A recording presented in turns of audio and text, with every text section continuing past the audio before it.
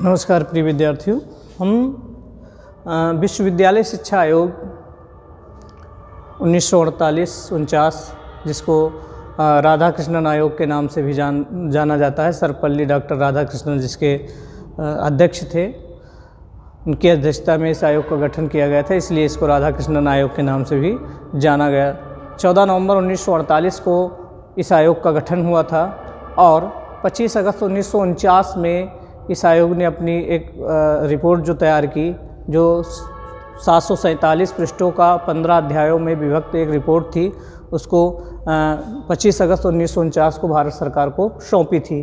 और उसका जो कार्यक्षेत्र था, कार्यक्षेत्र के आधार पर उसने बहुत लंबा अध्ययन किया और अध्ययन के बाद भारत सरकार के सामने अपनी जो सिफारिशें रखी थी, आयोग विश्वविद्यालय शिक्षा आयोग की सिफारिशें जो थी उस पर हम चर्चा करने जा रहे हैं कि क्या सिफारिशें थीं। सिफारिशों के संबंध में सबसे पहली सिफारिश थी प्रशासन एवं वित्त, एडमिनिस्ट्रेशन एंड फाइनेंस के बारे में जो था, प्रशासन एवं वित्त से संबंधित जो थे 6 सुझाव उन्होंने दिए भारत सरकार को। जो पहला सुझाव था इसमें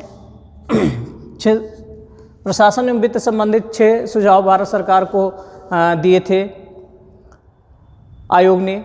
इसमें पहला जो सुझाव था वो ये था कि उच्च शिक्षा को समवर्ती सूची में रखा जाए। उच्च शिक्षा को समवर्ती सूची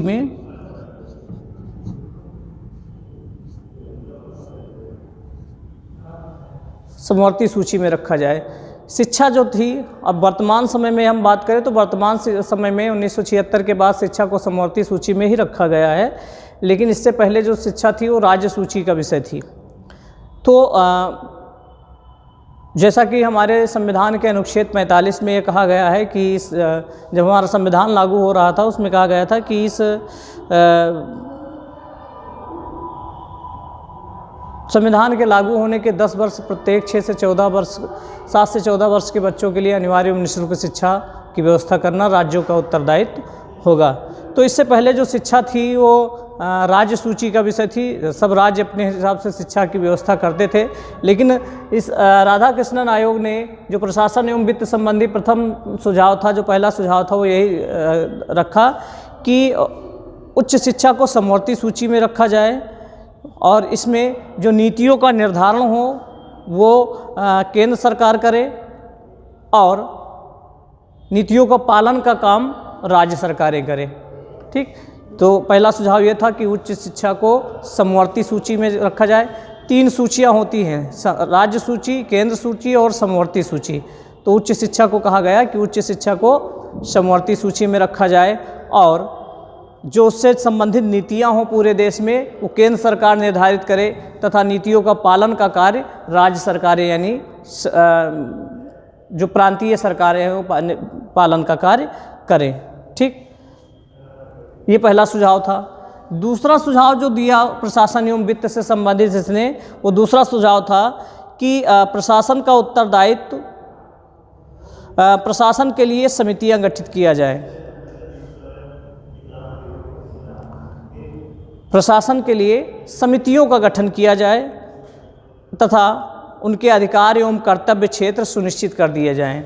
यह कहा गया है कि उच्च शिक्षा में प्रशासन के लिए समितियों का गठन किया जाए। उच्च शिक्षा में प्रशासन के लिए समितियों का गठन किया जाए और हर समिति को उसके अधिकार और कर्तव्यों का बोध करा दिया जाए कि तुम्हारे क्या अधिकार हैं, तुम्हारे क्या कर्तव्य हैं, कैसे तुमको कार्य करना है। ये दूसरा सुझाव था। तीसरा सुझाव जो दिया इन्होंने प्रशासन एवं वित्त से संबंधित, वो तीसरा सुझाव था कि प्रशासन का उत्तरदायित्व उनकी प्रबंध कारिणी समितियों का हो। प्रशासन का उत्तरदायित्व जो मैनेजमेंट कमेटीज़ हों, जो प्रबंधदायी समितियां हों, उनका यह उत्तरदायित्व होना चाहिए प्रशासन से संबंधित। फिर चौथा सुझाव जो दिया,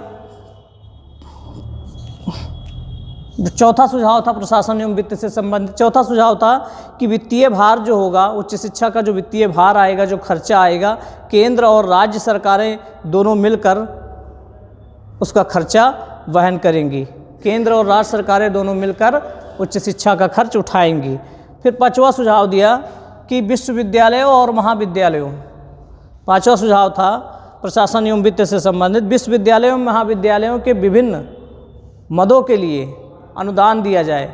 विश्वविद्यालय और महाविद्यालयों के विभिन्न मद जैसे प्रयोगशाला का निर्माण, भवन का निर्माण, पुस्तकालय का निर्माण, इन सब चीज़ों के लिए अनुदान दिया जाए।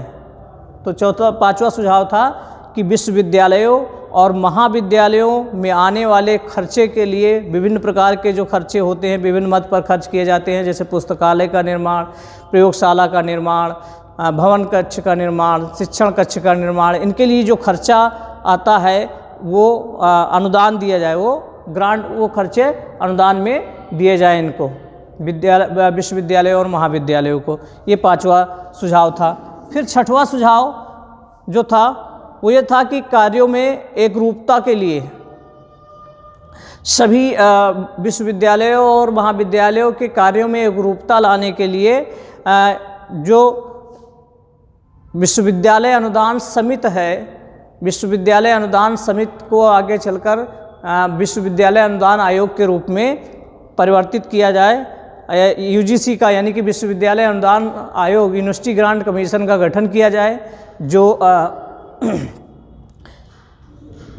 अनुदान से संबंधित और संपूर्ण शिक्षा, उच्च शिक्षा व्यवस्था की एकरूपता से संबंधित कार्य करेगी। ये प्रशासन और वित्त से संबंधित 6 प्रमुख सुझाव थे।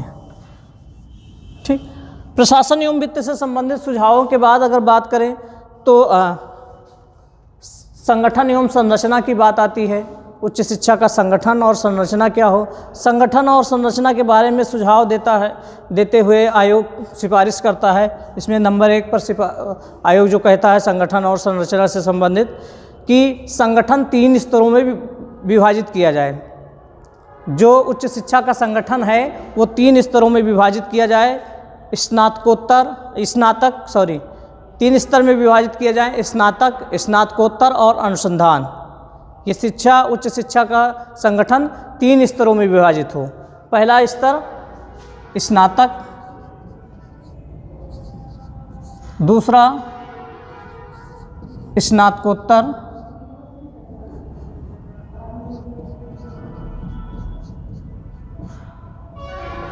और तीसरा अनुसंधान।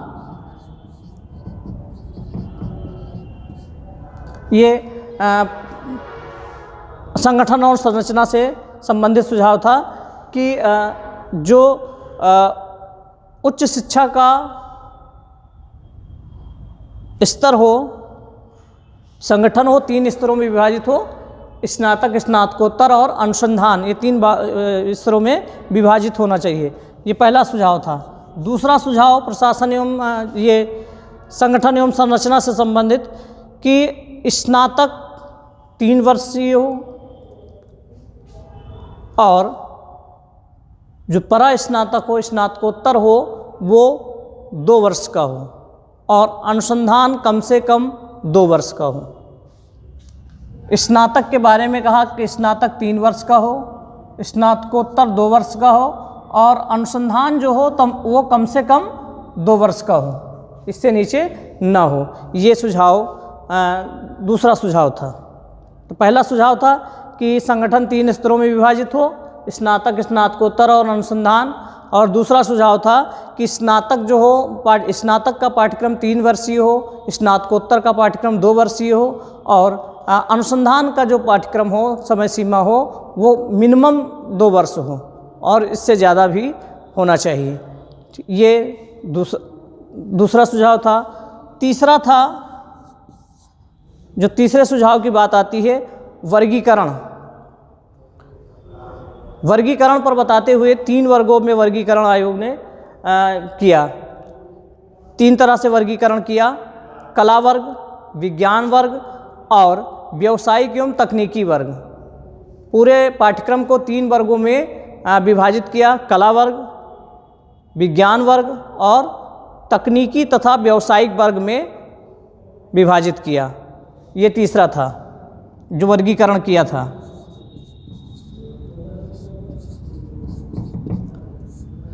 चौथा सुझाव दिया इन्होंने।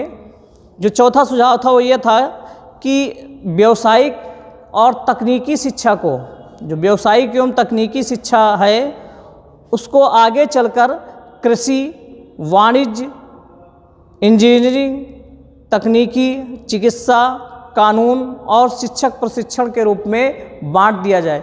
जो वर्गीकरण किया गया पहले कि 3 वर्ग में बांट दिया जाए, एक कला वर्ग, विज्ञान वर्ग और व्यावसायिक एवं तकनीकी वर्ग। और जब इसका विस्तार हो जाए तो जो व्यावसायिक एवं तकनीकी वर्ग है, व्यावसायिक एवं तकनीकी वर्गों को आगे चलकर उनका और वर्गीकरण कर दिया जाए। आगे चलकर इनको कृषि, वाणिज्य, इंजीनियरिंग, तकनीकी, चिकित्सा, कानून और शिक्षक प्रशिक्षण के वर्गों में विभाजित कर दिया जाए। इसके साथ साथ जो 5वां सुझाव था वो ये था कि हर विश्वविद्यालयों में हर विषय का अलग से विभाग खोला जाए। सभी विषय एक विभाग में न हो, हर विषयों का अलग अलग विभाग खोला जाना चाहिए। 6वां सुझाव था कि संबद्ध महाविद्यालय जो हैं, विश्वविद्यालयों से संबद्ध महाविद्यालय खोले जाएं। और 7वां सुझाव जो था वो ये था कि कृषि शिक्षा के लिए कृषि शिक्षा और ग्रामीण विश्वविद्यालयों की स्थापना की जाए। ये क्वेश्चन आया है कि किस आयोग ने सर्वप्रथम कृषि शिक्षा संबंधी और ग्रामीण विश्वविद्यालय या ग्रामीण कृषि विश्वविद्यालय खोलने का सुझाव दिया था। तो विश्वविद्यालय शिक्षा आयोग ने ग्रामीण विश्वविद्यालय और कृषि विश्वविद्यालय ग्रामीण कृषि शिक्षा से संबंधित सुझाव दिया था। तो 7वां सुझाव था कि ग्रामीण विश्वविद्यालयों की स्थापना की जाए। ये संगठन और संरचना से संबंधित सुझाव थे। संगठन और संरचना से संबंधित सुझाव के बाद आयोग की जो तीसरी सिफारिश थी वो उद्देश्यों से संबंधित सिफारिश थी। उद्देश्यों के बारे में आयोग ने बताया कि उच्च शिक्षा का क्या उद्देश्य होना चाहिए। पहला उद्देश्य होना चाहिए शारीरिक एवं मानसिक रूप से स्वस्थ व्यक्तियों का निर्माण। ऐसे व्यक्तियों का निर्माण उच्च शिक्षा को करना चाहिए जो शारीरिक और मानसिक दृष्टिकोण से स्वस्थ हों। ये पहला उद्देश्य उच्च शिक्षा का होना चाहिए। दूसरा उद्देश्य आनुवांशिक गुणों का विकास, जो हेरिडिटी मेरिट्स हैं, जो वंशानुक्रमगत मेरिट हैं, जो बच्चे के अंदर जन्मजात रुचि है, आवश्यकता है, क्षमता है, जो उसकी योग्यता है, उसके आधार पर उसके गुणों का विकास किया जाए। ये दूसरा उद्देश्य सुनिश्चित किया गया शिक्षा का। तीसरा उद्देश्य था राज्य के लिए विशेषज्ञों का निर्माण। ऐसे उच्च शिक्षा द्वारा ऐसे लोगों का निर्माण किया जाए जो सही मायने में विशेषज्ञ हों, उसके विशेषज्ञ का निर्माण करके भेजा जाए जिससे देश की सफलता में वो सहयोग कर सके। ऐसे लोगों का निर्माण, विशेषज्ञों का निर्माण करके जिस भी क्षेत्र से हो, चाहे कृषि से हो, चाहे चिकित्सा से हो, चाहे शिक्षा से हो, जिस भी क्षेत्र से हो वो उस क्षेत्र के वो विशेषज्ञ होने चाहिए। ऐसे व्यक्तियों का निर्माण उच्च शिक्षा द्वारा किया जाना चाहिए। चौथा उद्देश्य जो था नागरिकता के गुणों का विकास। नागरिकता के गुणों का विकास, ऐसे व्यक्तियों का निर्माण उच्च शिक्षा द्वारा किया जाना चाहिए जिनके अंदर नागरिक गुणों की जानकारी हो, जो नागरिक गुणों को समझ रहे हों। ऐसे लक्षण उनके अंदर विकसित किए जाएं, नागरिकता के लक्षण जो हैं, जिससे वो आगे चलकर राष्ट्रहित को पहली प्राथमिकता दें। धर्म, जाति, बाकी चीज़ें सब बाद की हैं। तो नागरिक वही है जो राष्ट्रहित के लिए अपने निजी स्वार्थों को भूल जाए। ऐसे व्यक्तियों का निर्माण उच्च शिक्षा द्वारा किया जाना चाहिए। इसके साथ साथ जो 5वां उद्देश्य उच्च शिक्षा का होना चाहिए, सांस्कृतिक विरासत का संरक्षण एवं संवर्धन। जो कल्चरल हेरिटेज हैं, जो सांस्कृतिक विरासत हैं, उनका हम जानें, उनको संरक्षित करें और उनका प्रचार प्रसार करें। ऐसा उच्च शिक्षा का एक उद्देश्य होना चाहिए कि व्यक्तियों को, छात्रों को, विद्यार्थियों को अपनी संस्कृति के विरासत से परिचित कराएं और उसके संरक्षण संवर्धन में उनका सहयोग करें। फिर जो 6वां उद्देश्य सुनिश्चित किया गया वो ये था कि चरित्र निर्माण। क्योंकि अगर हम मध्यकालीन शिक्षा 1200 से 1700 की बात करें और फिर 1700 से लेकर 1947 तक की बात करें तो सबसे ज़्यादा अगर कहीं गिरावट आई थी तो चारित्रिक पतन हुआ था भारतीयों का। नैतिक एवं चारित्रिक पतन अधिकांश लोगों का हुआ था। निजी स्वार्थों में ज़्यादा जुड़े थे लोग, राष्ट्रहित और समाज हित के से कम ही लोग जुड़े थे। तो एक जो ये रखा गया उद्देश्य कि ऐसे लोगों का निर्माण किया जाए, ऐसे लोग भेजे जाएं आगे चलकर जो नैतिक, जिनका नैतिक एवं चारित्रिक विकास हुआ हो, जो नैतिकता और चरित्र निर्माण जिनका हो गया हो, ऐसे लोगों का निर्माण किया जाना चाहिए, ऐसे लोग भेजे जाएं समाज में। फिर इसके साथ साथ जो 7वां उद्देश्य था प्रजातांत्रिक मूल्यों। प्रजातांत्रिक मूल्य कौन से हैं? प्रजातांत्रिक मूल्य समानता, स्वतंत्रता, भ्रातृत्व, न्याय, इनका विकास किया जाए। उच्च शिक्षा द्वारा प्रजातांत्रिक मूल्यों का विकास विद्यार्थियों के अंदर किया जाना चाहिए। ये 7वां उद्देश्य सुनिश्चित किया गया। 8वें उद्देश्य की बात की जाए तो राष्ट्रीयता की भावना और अंतर्राष्ट्रीय अवबोध की भावना का विकास किया जाना चाहिए। राष्ट्रीयता की भावना, हम राष्ट्रहित को सर्वोपर रखें, राष्ट्रहित सबसे आगे रखें, लेकिन राष्ट्रहित के साथ साथ हम अंतर्राष्ट्रीय हित के बारे में भी सोचें। अंतर्राष्ट्रीय जो अवबोध यानी अंडरस्टैंडिंग, इंटरनेशनल अंडरस्टैंडिंग, हम जब विश्व में, जैसे हमारे विश्व की आबादी लगभग 7 अरब से ज़्यादा है, तो अगर विश्व की आबादी की गिनती होती है, गणना होती है, तो उन गणनाओं में एक संख्या हमारी भी होती है। इस तरह से हम विश्व के भी एक नागरिक हैं, देश के तो हैं ही लेकिन विश्व के भी एक नागरिक हैं। और हमारे वेदों, हमारे जो प्राचीन ग्रंथ हैं, वेद हैं, उनमें ये बातें कही गई हैं कि वसुधैव कुटुंबकम, अर्थात संपूर्ण पृथ्वी अपना परिवार है। ऐसी भावना का विकास लोगों के अंदर उच्च शिक्षा द्वारा किया जाना चाहिए कि वो विश्व के एक नागरिक बने और संकीर्ण राष्ट्रीयता की भावना से थोड़ा ऊपर उठ जाएं। ठीक, राष्ट्रीयता तो होनी ही चाहिए लेकिन संकीर्ण राष्ट्रीयता की भावना नहीं होनी चाहिए और विश्व बंधुत्व की भावना विकसित की जाए। ये शिक्षा के, उच्च शिक्षा के उद्देश्य के बारे में आयोग ने सुझाव दिया। उद्देश्यों के बाद पाठचर्या की बात आती है, पाठ्यक्रम की बात आती है। पाठ्यक्रम के बारे में बताया गया कि स्नातक का पाठ्यक्रम 3 वर्ष का होना चाहिए।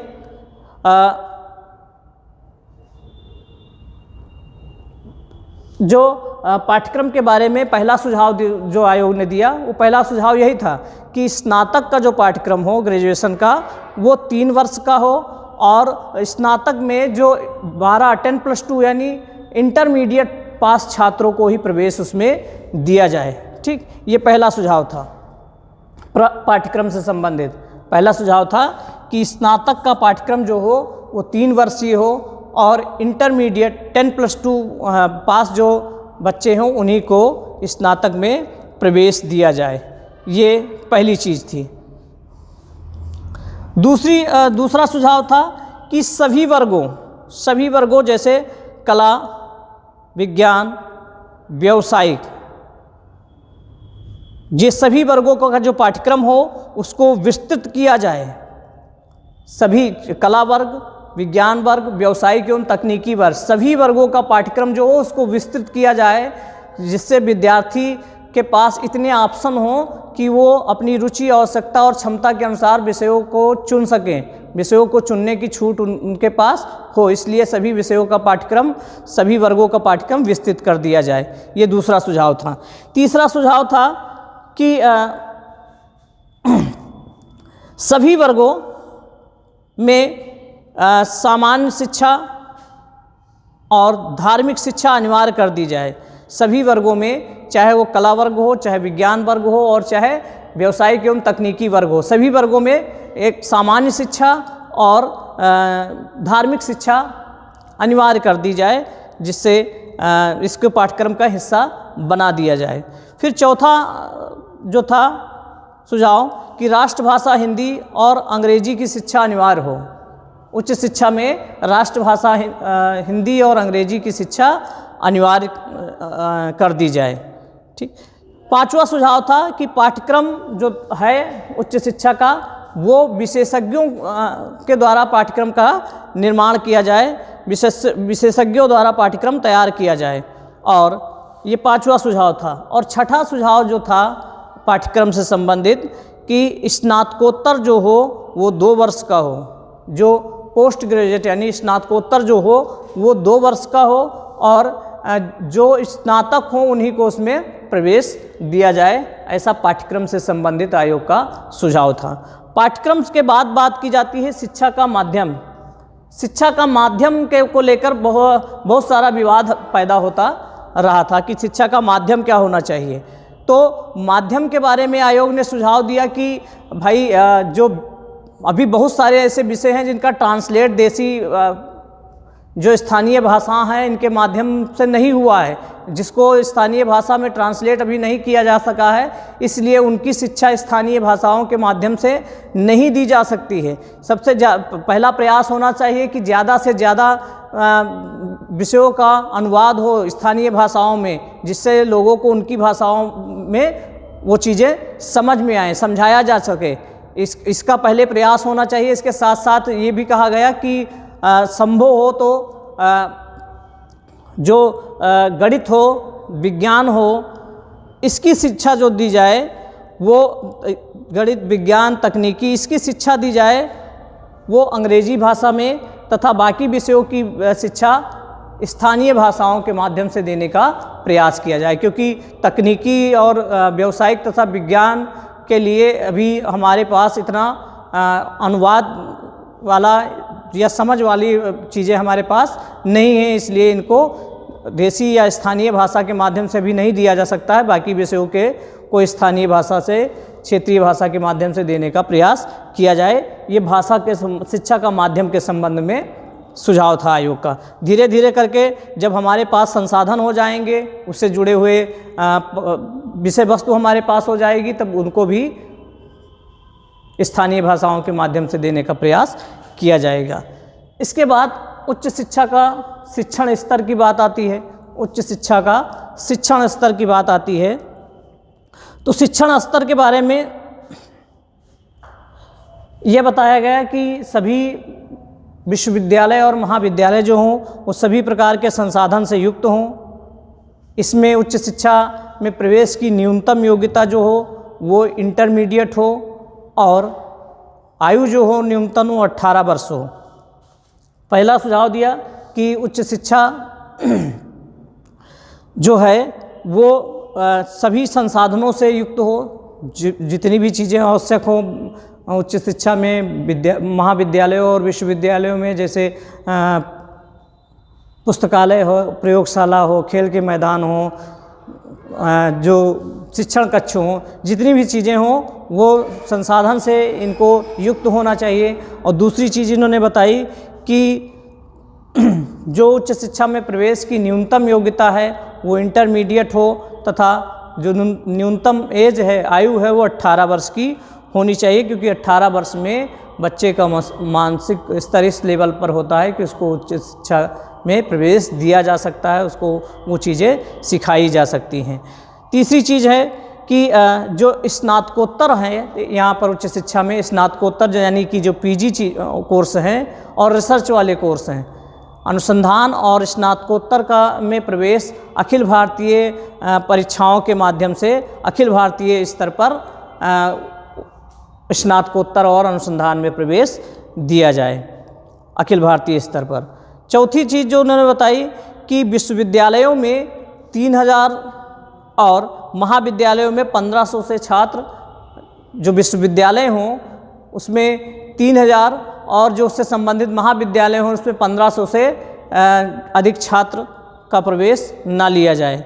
इसके साथ साथ ये भी बताया कि कम से कम 180 दिन, ये क्वेश्चन आया है कि विश्वविद्यालय शिक्षा आयोग ने कम से कम कितने दिन विश्वविद्यालय का कार्य दिवस होने का सुझाव दिया, कितने दिन कक्षाओं के संचालन का सुझाव दिया।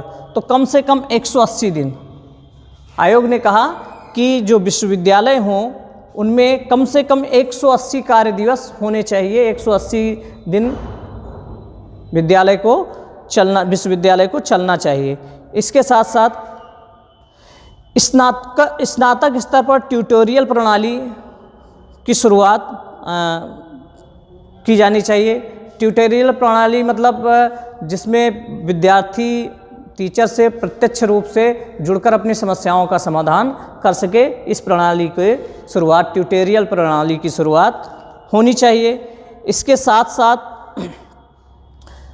ये भी बताया कि उच्च शिक्षा में परीक्षाओं में सुधार की ज़रूरत है। उच्च शिक्षा के परीक्षाओं में सुधार की ज़रूरत है। परीक्षाओं में जो ज़्यादातर चीज़ें हैं वो दीर्घ उत्तरीय हैं, विस्तृत उत्तरीय हैं, और परीक्षाओं में सुधार के साथ साथ वस्तुनिष्ठ परीक्षाएं भी कराई जानी चाहिए। तो ये क्वेश्चन ये भी आया है कि किस आयोग ने उच्च शिक्षा में वस्तुनिष्ठ परीक्षाओं को कराने का भी सुझाव दिया था, ऑब्जेक्टिव परीक्षाएं कराने का भी सुझाव दिया था। तो उच्च शिक्षा आयोग यानी राधाकृष्णन आयोग ने ऐसा सुझाव दिया था। फिर बात आती है अनुशासन की। अनुशासनहीनता उच्च शिक्षा की प्रमुख समस्या है, और अनुशासनहीनता के लिए कहा गया कि इसके बहुत सारे कारण हैं, शैक्षिक कारण, सामाजिक कारण, राजनैतिक कारण, पारिवारिक कारण, ये बहुत सारे कारण हैं अनुशासनहीनता का। उन कारणों का पता लगाया जाना चाहिए। छात्रों को दलगत राजनीति से दूर रहना चाहिए, और इसके साथ साथ उनके अंदर आत्मसम्मान की भावना, आत्मचेतना की भावना पैदा की जाए। विद्यालय में व्यायाम के, खेल कूद से संबंधित बहुत सारे संसाधन होने चाहिए जिससे अनुशासनहीनता कम की जा सके। इसके साथ साथ शिक्षक और शिक्षार्थियों का संबंध जो हो, प्रगाढ़ हो, एक दूसरे के नज़दीक हो। इसके साथ साथ अनुशासनहीनता की समस्या आने पर छात्रों के माता पिता के साथ साथ राजनेताओं को, जनता को और प्रेस को भी सपोर्ट करना चाहिए। सभी लोग मिलकर इसका सपोर्ट करें। अनुशासनहीनता आने पर वो ऐसे बच्चों का सपोर्ट ना करके विश्वविद्यालय और महाविद्यालयों का सपोर्ट करें, जिससे अनुशासनहीनता की समस्या को समाप्त किया जा सके। ये प्रशासन एवं वित्त के संबंधित, संगठन एवं संरचना से संबंधित, शिक्षा के उद्देश्यों से संबंधित, पाठ्यक्रम से संबंधित, शिक्षा का माध्यम से संबंधित और उच्च शिक्षा का शिक्षण स्तर तथा अनुशासन से संबंधित विश्वविद्यालय शिक्षा आयोग या राधाकृष्णन आयोग का गठन किया गया। इसके आगे हम शिक्षक से संबंधित क्या सुझाव दिए और बाकी चीज़ें जो थी कैसे क्या हुआ, इस पर हम आगे के वीडियो में चर्चा करेंगे। धन्यवाद।